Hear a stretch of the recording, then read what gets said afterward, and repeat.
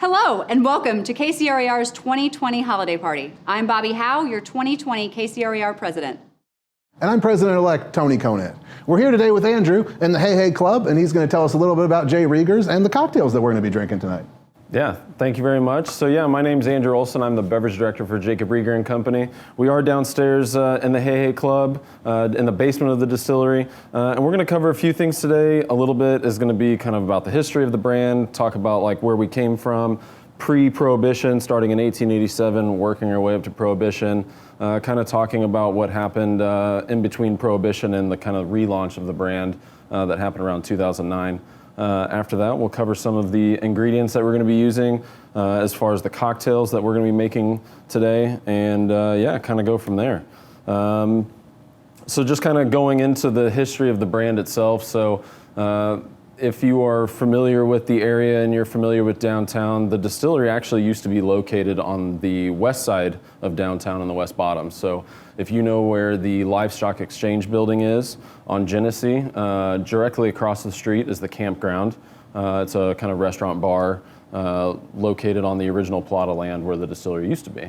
What was really unique about that whole area was that Kansas had actually enacted Prohibition prior to the rest of the United States. So about 20 to 30 years before the rest of the U.S. did, Kansas had. So it caused a lot of people to cross over the state line to come get a cocktail. They used to visit some of the casinos and some of the other bars over there as well. So it's kind of fascinating down in that neighborhood that there was that much foot traffic, but not even just that. Union Depot, now called Union Station, was actually located across the street from the distillery. So not only were we getting foot traffic from early Prohibition people across the state line, we saw quite a few people that came through because Kansas City was kind of hub for where we were at as a nation at that time.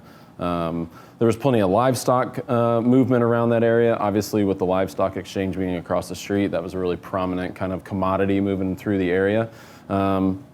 But all of those things really helped fuel the popularity of the distillery and the brand. We actually had at one point become the largest mail order whiskey house in the entire United States, seeing roughly 250 to 300,000 subscribers on an annual basis, which is pretty wild, pretty loyal following. We don't have near as many Instagram followers as that, so hopefully one day we'll be able to say the same thing. But we're very proud of that fact, and really what created that popularity helped kind of bring us to the next kind of pivot point for us as a company, and this was going to be in the first decade of the 1900s. There was a pretty significant flood down in the West Bottoms, and that flood caused the confluence of the Kansas and Missouri rivers to kind of change course a little bit, and what that did is it rerouted the river, it ruined a ton of the landscape down there, it killed people, it ruined businesses, and it actually forced the relocation of Union Depot to where it is now, being Union Station. And because of that movement, we obviously as a company lost a ton of foot traffic, and that foot traffic was obviously important for us to continue in our popularity and build more brand loyalty and that kind of thing. So when that relocated, Alexander Rieger, who would have been Jacob Rieger's son, who was kind of their like marketing genius at the time, whatever that means, they had actually bought a plot of land at 20th and Main and built a hotel. And that hotel, they put a mural on the side that was about 3 stories tall of a giant Rieger whiskey bottle facing the north side of the building for Union Station. So people are getting off the train and they're seeing whiskey bottles and they're thinking Kansas City must be Rieger whiskey, like I know Rieger whiskey is Kansas City, kind of create that parallel. And that was really important for us as well, thinking about kind of some of the other things we've done later on in the career and kind of lineage of the company. But the hotel ended up becoming something very prominent for us post-Prohibition. So Prohibition happens, and obviously the company went away, as did many producers of alcohol and that sort of thing.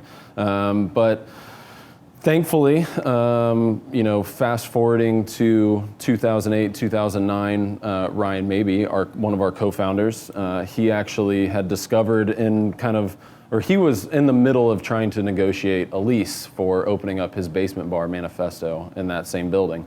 And upon opening that and doing some more research about the building, if you look at the building, on top of the building, it says Rieger and big blue tiles. They're doing all this research, and he kind of figures out that the Rieger whiskey brand used to be a thing, that the distillery used to be a thing, and no one really knew anything about that.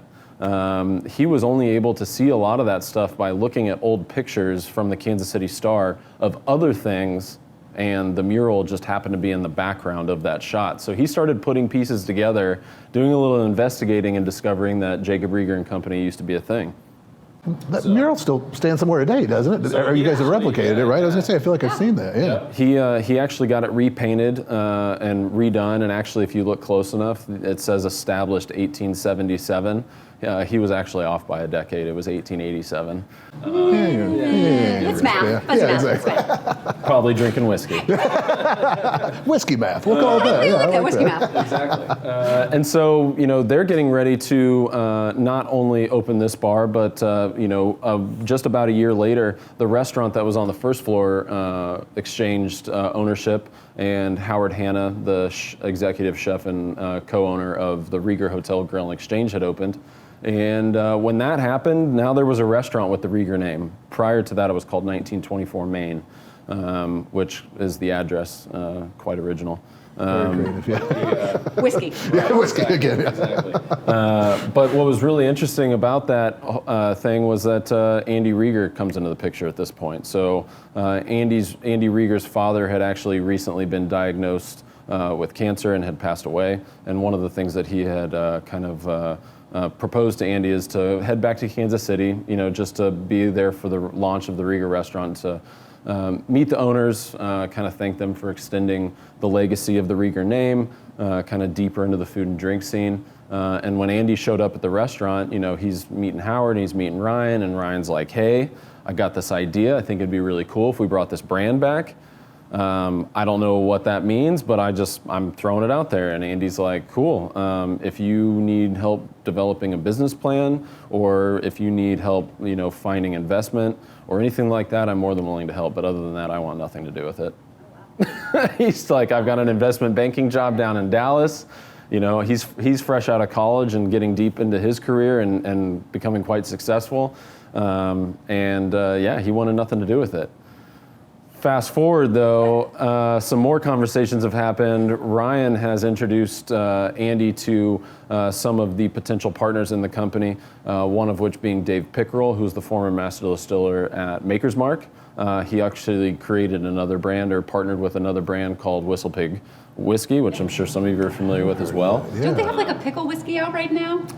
They have Piggyback. I don't know about pickle whiskey, but if they don't, we'll go 50-50. I think there's okay. I feel like I saw that recently. Yeah. Maybe I'm making things up. It's possible. So Dave Pickerel, that's a huge name to bring into the mix. You're talking about somebody who is the pioneer of rye whiskey distillation and that sort of thing. So Andy's becoming more invested at that point. He's like, wow, we're not only making whiskey, we're partnering with some of the greatest minds in distillation to really create this thing.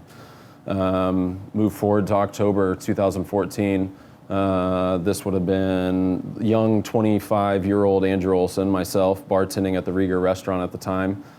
We actually launched the Jacob Rieger and Company brand again at the 100-year anniversary of Union Station's opening. So not only did the Union Station cause us to relocate and pivot some of our efforts back in the early 1900s, we used the 100-year anniversary of the building as the springboard for our brand. Really came full circle, and it was nice because then after the after party was at the restaurant, so it was like that was my first exposure to the brand, which is kind of cool because now I've basically got the greatest job in the world as being in control of all things cocktail related with the company. But now we're 6 years. We just hit 6 years back in October. We have obviously been through many pivots over the last year. For anybody that saw on social media or in local news, or even some places we were on, John Krasinski's like what was the blog he was doing? Like some good. Some good news. Yeah, You got good it. news, yeah. We were on there during SGA. hand sanitizer. We actually pivoted to making hand sanitizer when the pandemic happened. We weren't even. We were just barely past 6 months of being open with our guest-facing experience. So this bar, the second floor Monogram Lounge, the gift shop, the tours, all that stuff. So it's been really wild to go from that, not even hitting a year mark, immediately going into a pandemic, spending the last 9 months kind of working on hand sanitizer production, trying to figure out how to do a lot of this virtual stuff, Right. obviously. And it's been really successful, and we're very happy to not only find some things that work for us and being able to continue bringing some of the experience to those of you at home, but also being able to provide some stuff in as many ways and streams as we can possibly kind of fit in. So it's a little chaotic, but we're a bunch of hustlers here, so nothing's off limits. No ideas, or best idea wins. That's what we always talk about, is that it doesn't matter who comes up with it, that best idea wins. So it's kind of how we got here, and it's not all about the cocktails, but I think everything that we just talked about kind of brings us to a point where if we can stay true to all of those things and continue that same kind of MO and that same ethos and create that same culture that we've been doing and pivoting and trying to figure out how to be the best and do the best thing and make the best decisions, then the cocktails will just be great regardless, because all that stuff kind of helps, keep our quality and especially the perception high, because that's what we want. But yeah. Right on. Yeah, I have some of the hand sanitizer. We bought it really early on when you guys started producing it, and it's on top of my fridge. And every time I see it, I'm like, "Ooh, vodka!" Oh no, it's hand sanitizer. Because it does. It's in the vodka bottle. Well, it kind of smells like it, right? I mean, exactly. you put it on your hands, Oh wait, right? no, it's not for consumption, Bobby. It's for the hands. That's Sorry. right. That's right. Drinking isopropyl alcohol and hydrogen peroxide and glycerin not recommended. Right. But yeah, why don't we let's get into some of these cocktails. Both cocktails are going to be relatively similar, but I think what the goal here is to kind of give something similar for both these cocktails, so that people at home can kind of mix and match. Both of these cocktails, we can use any of our core products. Obviously, the Mule is going to come with the whiskey, the Mule is going to come with the vodka. The Horse Feather is going to come with the whiskey. But honest to God, if you wanted to throw the gin in there to make a gin Mule or a gin-based Horse Feather, you would not go wrong. We call that kind of the Mr. Potato Head method, where you take the mustache on, put the lipstick on, kind of thing. That's kind of the same idea that we can do here. No doubt. Very cool. And then inside the kits, obviously, are these recipe cards. The recipe cards have a picture of the drink on the front. Flipping over to the side, the other side, there's additional tools that you need. The recipes are on there. It tells you how to make the drink and that sort of thing. So it's pretty informative. And these cocktails are going to be pretty easy and really, I think for the home bartender, this is a really, really good starting point into kind of your introduction of making cocktails at home. So we're going to start with the Monogram Mule. The Monogram Mule is our riff on the classic Moscow Mule. This is a cocktail that we actually have on draft upstairs in the Monogram Lounge. Obviously, we make the cocktail kits for it, but this is, we wanted to take an iconic, kind of legendary cocktail, something that people could relate to and something that they knew really well, and make our own little twist on it. So where normally it would just be kind of lime juice, ginger beer, ginger ale, and vodka, we're going to add a touch of honey and kind of amplify the lime a little bit. Gives a little kind of like a bright, refreshing kind of a tang, which is really, really good. So to start for this cocktail, I'm gonna make two of them. Like I said, go ahead. Now I have to ask. You're not putting them in copper. Yeah, that's actually a really I didn't good want to question. be that guy, I know. but it It's in says the that on the picture. card. It's in the And picture. my wife is a huge fan of Right. Moscow Mules, Yeah. and every time it's not in a copper cup, she gives the guy a look like. Oh, I will you know. tell you, just briefly, a kind of a funny story, and part of the reason I do these in these clear mugs is so that people can see. Yeah. Fair. This is for you. We're doing this for you. This actually segues into talking about a little bit about the ginger beer. So I'm going to go ahead and pour the vodka to start, and I'll get into that a little bit. So for each cocktail, there is going to be 1.5 ounces of Rieger's premium wheat vodka. And the vodka that we use, obviously, is 100% wheat. It is gluten-free, despite the fact that it does say wheat on the bottle. That was my next question. I was just like, Yep. wait, wheat is it gluten? Any distilled spirit that doesn't have anything added to it post-distillation, flavoring, color, any sort of infusion or anything like that, is gluten-free. Gluten cannot physically make its way up the still as it is too heavy, because distillation happens through vapor. So imagine gluten is too heavy to fit in the cloud of vapor that is alcohol as it moves up the still. That makes sense. So this is distilled in our copper stills, and that copper really creates a lot of texture and removes a lot of kind of the unapproachable flavors and aromas that you would get with these types of distillates. And so this is very clean, but like I said, texture is really important. This is something that that you can use in a lot of different cocktails. Kind of the point is that you can make vodka taste like anything, but that mouthfeel is really important. We want people to really taste, really feel the texture of the drink and allow some of the other ingredients to shine. So in this case, the lime, the honey, the ginger beer is really going to pop quite a bit more, but it still makes us, it does give us a little bit of texture, so it's not feeling like watered down.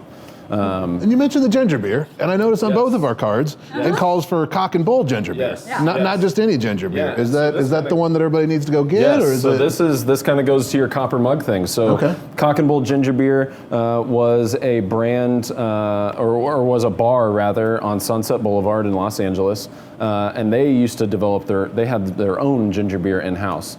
And just a quick note on ginger beer. Ginger beer is obviously non-alcoholic. But ginger beer is a ginger-heavy, light citrus soda.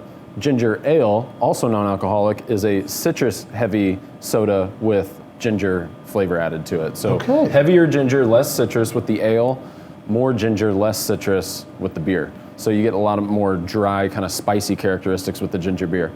But Cock and Bull Bar ends up closing, and people loved Cock and Bull ginger beer. And actually, if you get on eBay, you can find like the small Cock and Bull ceramic jugs that they used to sell it in. So this is a long time coming, but Smirnoff actually partnered with Cock and Bull ginger beer to develop the drink, the Moscow Mule. And the copper mug came into play as merely a marketing tool. Okay. And it Good worked. deal. That's what I think of when I think of Moscow Mule. Yeah, and so there's a lot of people that think that there's like some reaction happening between the copper and the ginger beer and all this other stuff. Well, that is completely false. We actually, I've had people before be like, hey, can I get a Moscow Mule? This is previous bars I worked at. I'm like, yeah, absolutely. And they're like, yeah, do you have copper mugs? I'm like, I don't have copper mugs. They're like, I'll just have a Diet Coke. And I'm like, you just completely gonna get rid of one drink because you couldn't have, I'm like, whatever, it's fine. But yeah, that kind of brings us back full circle to why we're using the glass, is that it doesn't really matter necessarily. It doesn't keep it any colder, any less cold, or anything like that. There's no reaction happening. It's merely for aesthetic. I totally get it. We've got copper mugs upstairs, so Yeah. I understand. So next what we're gonna do is we're gonna put some lime juice in the cocktails. For this one, we're using about a half ounce of lime juice per cocktail.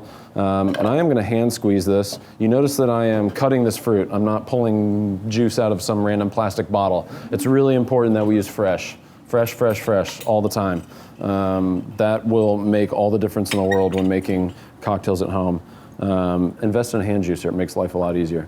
So we're gonna put approximately 1/2 ounce of lime juice in our first cocktail, and we're gonna do the same for our second cocktail as well.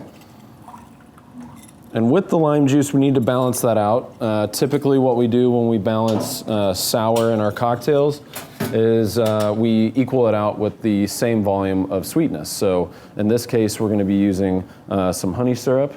Like I said, balancing out lime juice, equal parts. We're gonna go 1/2 ounce on the lime, so we need to go 1/2 ounce on our honey syrup. On the card, it does say in parentheses, I think it says 1 to 1 or 2 to 1? 2 to 1. 2 to 1, so 2 parts honey to 1 part water. And the reason we do that is because honey is very viscous.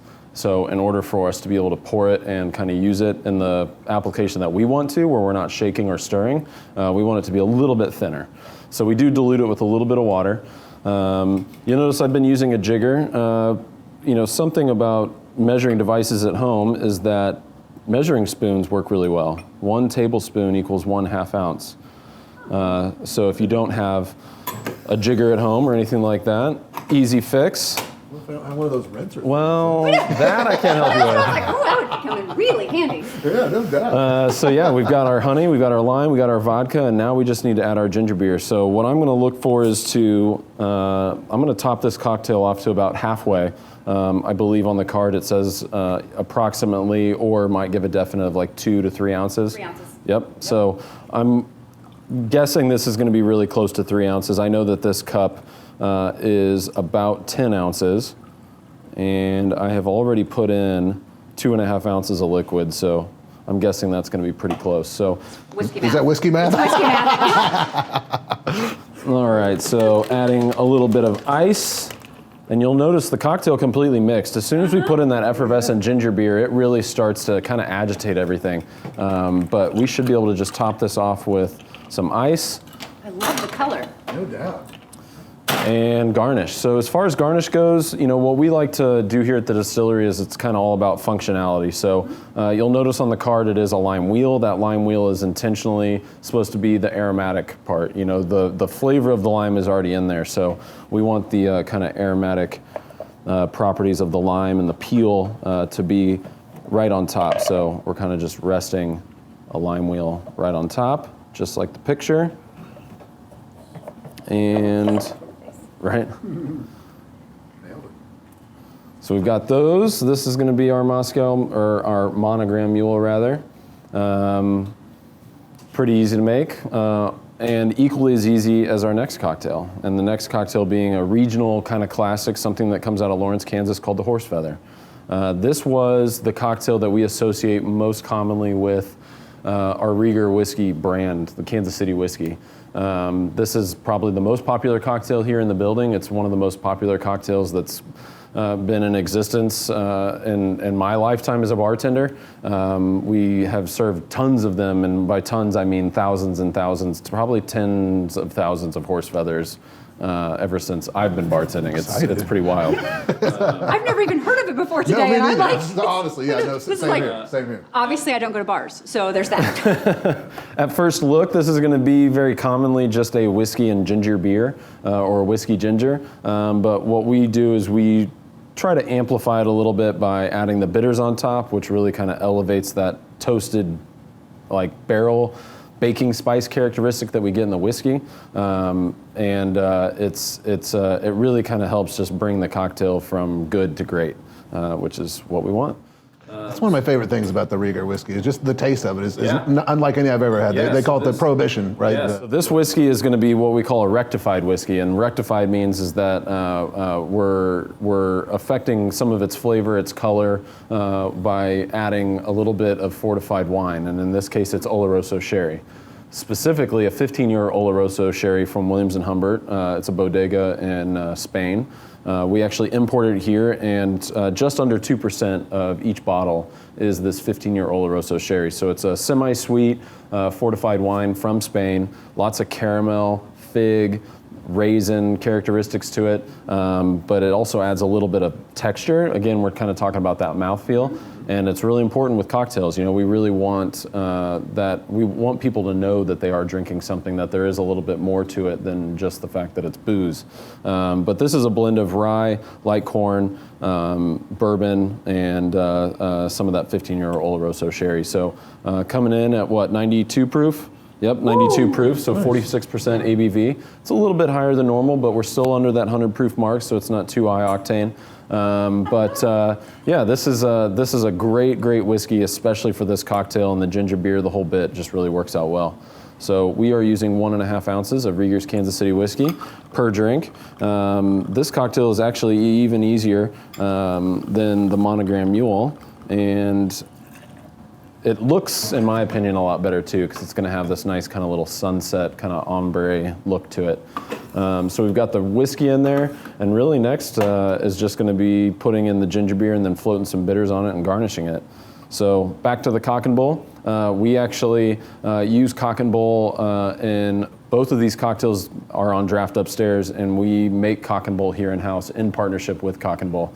I was able to contact the owners of the brand and They thought it was the greatest thing ever that we were doing this thing, and so they were all on board. So it's been really nice to have that partnership with them.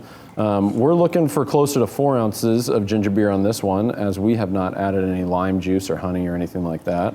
I love how you guys do everything fresh. The emphasis there, and that's the goal. Local products, that's awesome. It is really important. If someone wants to buy Cock and Bull locally, where can we get it? You should be able to find it at most major liquor stores. We're talking about Lucas, Gomer's, stuff like that. But some of the brands that I also recommend are going to be Gosling's. Gosling's makes a very spicy ginger beer, and I think the other one's Barrett's Barrett's ginger beer. They make another really spicy one. And whenever the folks are out looking for the Rieger's brands, you guys make quite a few different ones. Not only the vodka, the whiskey. I mean, you mentioned the gin. Yeah, we've got the gin, and then the other one is our Cafe Amaro. It's a bittersweet coffee liqueur that we made in conjunction with Thou Mayest Roasters here in town. Nice. Pretty sure I'm buying some of that before I leave here today. Yeah, no doubt. Well, and made with a roaster here in town. That's so cool, man. I love it. That's so awesome, excited. man. All right, so adding the ice. Something to just touch on briefly is going to be the ice in general. Ice is very important, and the ice that you guys use at home is going to be a lot less dense than the ice that we use here at the bar. The ice that we use here at the bar is intentionally very dense so that it melts a lot slower. But something just to be cognizant of as you're making cocktails at home is that your ice will melt quite a bit faster than the ice that we use here. So. We're going to float some Angostura Bitters on top. For those of you that don't know what Angostura Bitters is, Angostura Bitters, iconic bottle. It's got the really big white label with the yellow cap on top. You kind of see it basically at every liquor store out there, commonly used in old fashions and Manhattans. But imagine that this is a tincture. It is kind of a flavor concentrate of baking spice. And when I say baking spice, I'm talking about cinnamon, nutmeg, allspice, cardamom, kind of all of those things. And their blend of herbs and roots and spices and all that kind of stuff is proprietary, so I don't know completely what's in it, as they don't divulge that information, but that's okay. But I can pretty much guess that it is many of those things plus probably 75 other items.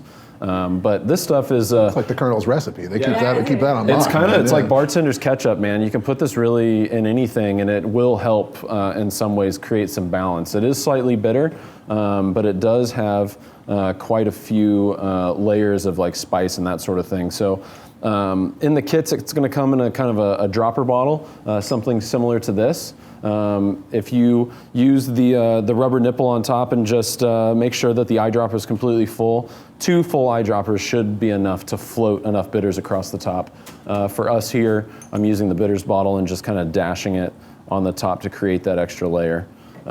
So once the bitters is floated on top, I am going to not only add straws, because that is going to be the easiest way to drink this, but we do need to garnish. And this garnish actually allows the guest to kind of interact with the cocktail a little bit. And by that I mean that we're going to do some lemon wedges on top. And these lemon wedges, the acid in the lemon juice is really important to kind of creating some balance and helping out a little bit of the bitterness from the bitters. So what we do is typically I will hang it on the side, and what's the first thing that guests do whenever they get their lemon? They pull it off, they squeeze it on top, and then watch what happens with the bitters, because they immediately take this straw and they just push it down, and it immediately just mixes the drink to be completely incorporated the way that it's supposed to. So we obviously in the pandemic, we've stopped doing that, so we're not fiddling with everybody's stuff all the time. But I just want to showcase kind of what the idea behind that it would come to the guest hanging on the side and create an opportunity for you all to finish the drink yourself. But yeah, that's the horse feather. One of our favorites, and obviously the mule is too. Like I said, both these drinks are really easy to make. As you all just saw. You can swap any of our products into any of these drinks, even the Cafe Amaro, if you enjoy something a little bit more bitter. But yeah, these are two of my favorites. I love the light, refreshing, kind of citrusy, effervescent cocktails. So yeah. I love it. Yeah. Awesome. Should we try one? I think we should. What do we Yeah. go? All right, so I'm probably going to go for the whiskey drink. Cheers. Definitely. Cheers. Cheers to another great year of putting our members first. That's right. Oh, yeah. Ooh, my. Oh, that's really good. That's really good. That's really good. Wow. Wow, you're right. You really don't taste the bitters. We just go ahead and cut, and we just go ahead and do it. I was going to say, do we we need gotta the do it camera? later. I mean, yeah, we don't want to forget our sponsors, though. Very, very true. Very true. And in all seriousness, we would like to say thank you to Continental Title, Platinum Title, LLC, and Secured Title of Kansas City. Those are our sponsors, and with them, a lot of this wouldn't happen. I think that a lot of you members know that that's really integral to the process, and so I want to thank them again. Continental Title, Platinum Title, and Secured Title of Kansas City. Thank you guys so much for your support and allowing us to come here and stay safe, socially distanced, and experience these great drinks. Yeah. Enjoy your kits and have a great evening.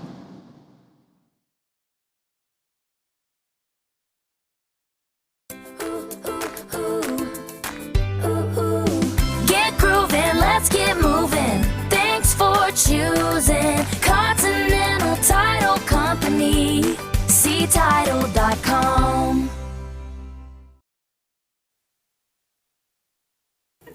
Hi everybody, your Platinum Title Group here.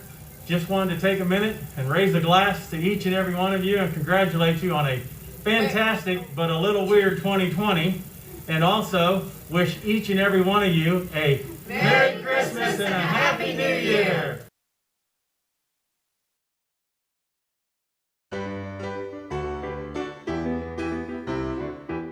Experienced community involvement. Stellar customer service. We think outside the box. The best. Knowledgeable staff. Integrity. Respectful. Multiple locations. Remote closings available. Accountable. Dedicated. Team players. Family oriented. Exciting. We're really good with our policy turnaround time. Local, family owned and operated. And they have a convenient app.